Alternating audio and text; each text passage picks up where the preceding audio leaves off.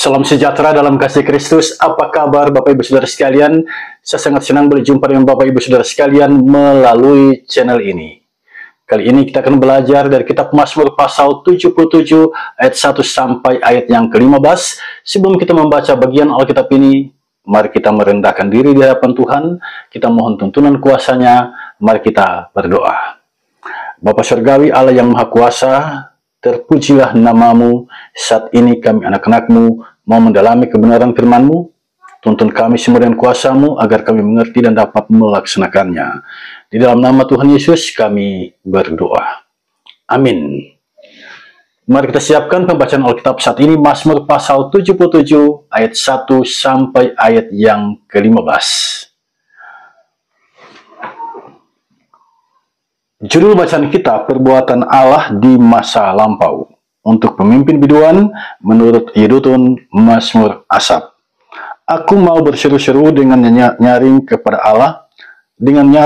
Allah, supaya Ia mendengarkan aku. Pada hari kesusahanku, aku mencari Tuhan. Malam-malam tanganku terulur dan tidak menjadi lesu. Jiwaku enggan dihiburkan. Apabila aku mengingat Allah, maka aku mengerang. Apabila aku merenung, makin lemah lesulah semangatku. Engkau membuat mataku tetap terbuka. Aku gelisah sehingga tidak dapat berkata-kata. Aku memikir-mikir hari-hari zaman purbakala, tahun-tahun zaman dahulu aku ingat. Aku sebut-sebut pada waktu malam dalam hatiku. Aku merenung dan rohku mencari-cari. Untuk selamanyakah Tuhan menolak dan tidak kembali bermurah hati lagi? Sudah lenyapkah untuk seterusnya kasih setianya? Telah berakhirkah janji itu berlaku turun-temurun? Sudah lupakah Allah menaruh kasihan? Atau ditutupnyakah rahmat-Nya karena murkanya? Maka kataku, inilah yang menikam hatiku, bahwa tangan kanan yang maha tinggi berubah. Aku hendak mengingat perbuatan-perbuatan Tuhan. Ya, aku hendak mengingat keajaiban-keajaiban-Mu dari zaman purbakala. Aku hendak menyebut-nyebut segala pekerjaan-Mu dan merenungkan perbuatan-perbuatan-Mu. Ya Allah, jalan-Mu adalah kudus. Allah manakah yang begitu besar seperti Allah kami? Engkau Allah yang melakukan keajaiban. Engkau telah menyatakan kuasa-Mu di antara bangsa-bangsa. Bapak Ibu Saudara sekalian, sampai di sini batas pembacaan Alkitab. Salam sejahtera bagi kita semua. Saudara, kitab Mazmur merupakan kitab yang berisi syair yang pada masanya syair itu dinyanyikan. Biasanya diiringi oleh alat musik seperti gambus dan kecapi. Dalam kitab ini ada beberapa penulis yang menulis Mazmur. Sebut saja misalnya Raja Daud.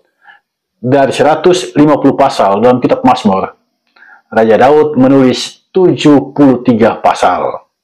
Selebihnya ditulis oleh Asaf 12 pasal, Bani Korah 10 pasal, Salomo 2 pasal, Musa 1 pasal, Henan dan Etan masing-masing 1 pasal. Dari kitab Mazmur kita dapat mempelajari bagaimana hubungan antara Allah dan manusia. Mazmur 77 yang kita baca tadi menunjukkan kepada kita tentang hal itu. Digambarkan dengan jelas bagaimana manusia berhubungan, berkomunikasi dengan Tuhannya. Si pemazmur, kalau kita perhatikan dengan cermat, Mazmur pasal 77 ini, kita menangkap sebuah realitas bahwa si pemazmur sedang mengalami kesusahan hidup dan karena itu dia mencari Tuhan. Perhatikan ayat 3. Dari ayat 2 tergambar semangat pencariannya itu. Aku mau berseru-seru dengan nyaring kepada Allah. Dengan nyaring kepada Allah supaya Ia mendengarkan aku.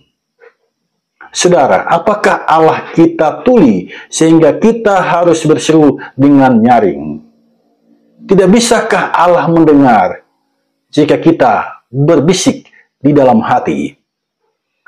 Ini pertanyaan yang mengajak kita untuk memahaminya, memahami ayat 2 dengan baik. Ungkapan berseru dengan nyaring bukan berarti ketika kita berdoa, kita harus berteriak, kita harus menggunakan toah. Pemahaman ini harus jelas bagi kita.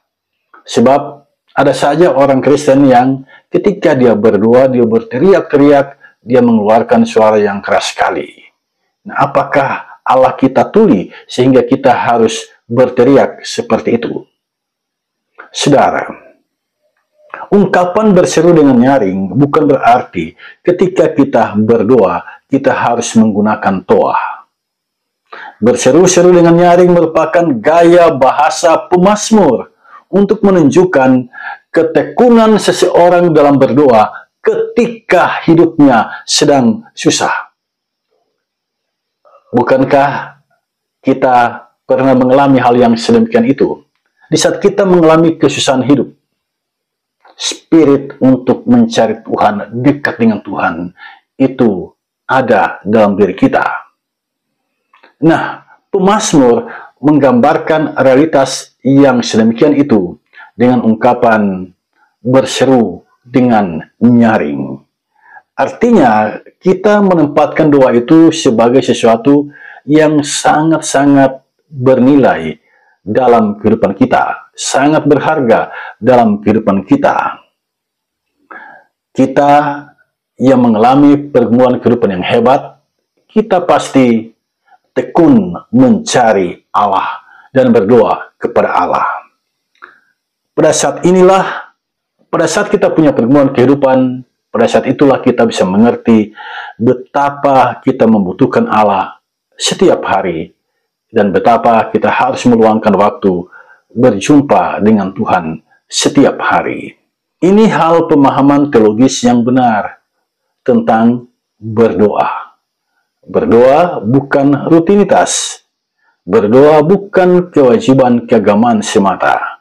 Berdoa merupakan ekspresi kehidupan orang yang membutuhkan Allah. Berdoa itu kebutuhan. Ibarat tubuh ini membutuhkan makanan dan minuman, demikian halnya dengan kehidupan rohani kita. Kita membutuhkan doa sebagai makanan rohani kita.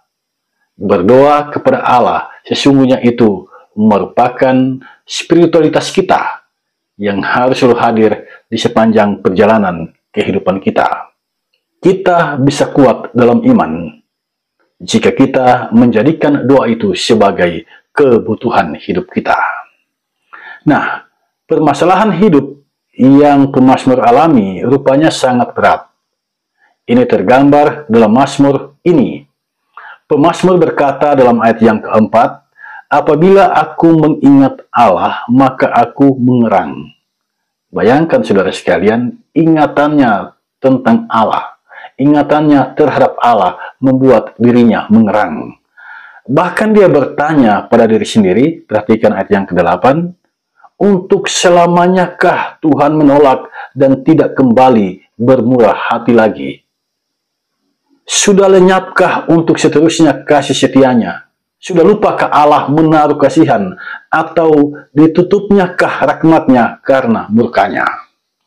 Saya suka dengan pertanyaan yang diajukan oleh pemazmur ini. Dia mempertanyakan tentang kemurahan hati Tuhan. Dia mempertanyakan tentang kasih setia Tuhan. Dia mempertanyakan tentang belas kasihan Tuhan.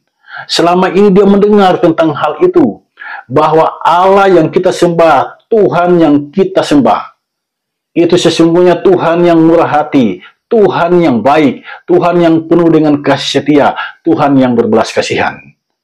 Di saat dia punya pergumulan hidup yang hebat, dia mempertanyakan itu. Apakah Tuhan sudah lupa menaruh belas kasihan padanya? Apakah Tuhan sudah melenyapkan kasih setianya? Apakah Tuhan tidak kembali bermurah hati? Saudara, saya sangat terkesan dengan apa yang dikatakan oleh pemazmur ini. Selama ini dia diajarkan bahwa Tuhan itu murah hati. Saat dia bergumul, dia mempertanyakan kemurahan hati Tuhan. Jika Allah itu murah hati, mengapa dirinya seolah dibiarkan bergumul sendiri? Inilah pertanyaan yang melintas dalam pikiran pemazmur, dan itu dia tanyakan kepada Tuhan. Tapi kemudian dia mengingat kebaikan Tuhan di masa lampau. Kalau kita membaca ayat 12 sampai yang ke-15, ini adalah syair yang menceritakan kebaikan Allah di masa lampau. Pemazmur pada akhirnya sadar bahwa Tuhan itu murah hati. Tuhan itu maha besar. Pemazmur berkata, dengan lenganmu engkau telah menebus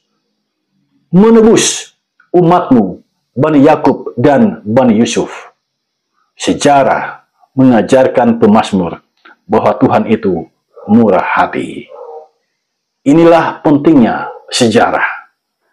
Kadang kita hanya berfokus pada masa kini dan tidak mau belajar dari masa lampau. Dan ini biasanya berakibat fatal dalam kehidupan kita. Tapi orang yang dapat belajar dari sejarah, mengambil hikmah dari sejarah, memaknai sejarah, dia dapat menjalani kehidupan ini dalam semangat, dalam harapan yang tinggi. Dia punya keyakinan bahwa Tuhan itu maha baik. Di masa lampau dia baik, di masa kini dia juga pasti baik. Nah, dari ulasan kebenaran firman Tuhan ini, pelajaran apa yang dapat kita petik dari dalamnya? Saya mencatat 4 hal penting. Ini realitas kehidupan yang sering terjadi, yang sering kita alami. Yang pertama, pergumulan hidup adalah realitas kehidupan. Dia beriman atau tidak, yang namanya pergumulan kehidupan itu adalah realitas kehidupan. Jadi setiap manusia pasti akan mengalaminya. Inilah kenyataan hidup yang dialami oleh semua orang. Jadi jangan Anda berpikir kalau sudah dekat dengan Tuhan, Anda bebas dari pergumulan kehidupan. Tidak. Dekat atau tidak dekat dengan Tuhan, kita pasti mengalami pergumulan kehidupan. Karena itu terimalah pergumulan kehidupan itu sebagai sebuah realitas, dan mari kita belajar untuk menghadapinya. Dalam bahasa Yesus, pikulah salib. Setiap orang yang mau mengikut aku, kata Yesus, dia harus menyangkal dirinya, memikul salibnya, dan mengikut aku. Jadi Tuhan mengingatkan kita agar memiliki pundak yang kuat untuk memikul setiap pergumulan kehidupan. Yang kedua, Tuhan mengajari dan membentuk kita melalui pergumulan hidup. Jadi pergumulan kehidupan yang kita alami setiap hari itu bukan berarti tidak ada manfaatnya.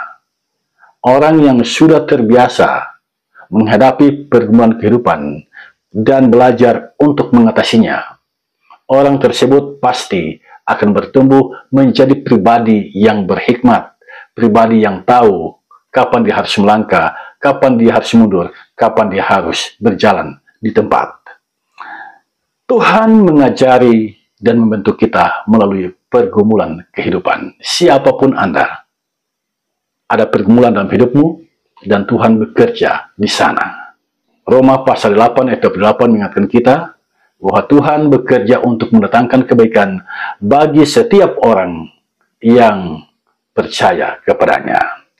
Yang ketiga, saat pergumulan semakin berat, manusia semakin sadar akan keterbatasan dirinya dan mengingat Tuhan. Jadi pergumulan kehidupan sesungguhnya memberikan pelajaran berharga bagi kita. Engkau terbatas adanya dan engkau membutuhkan Tuhan. Karena itu orang ketika dia punya pergumulan kehidupan, dia pasti punya ingatan, ya, punya kerinduan, punya harapan terhadap Tuhannya. Yang keempat, dari dulu sampai sekarang Allah itu murah hati. Dia baik. Kita bisa belajar dari perjalanan kehidupan generasi sebelumnya dan kehidupan kita saat ini. Dulu Allah baik, saat ini Allah baik, untuk selama-lamanya dia tetap baik. Itu pelajaran berharga yang dapat kita petik dari Mazmur pasal 77 ayat 1 sampai ayat yang ke-15. Tuhan Yesus memberkati kita semua. Amin.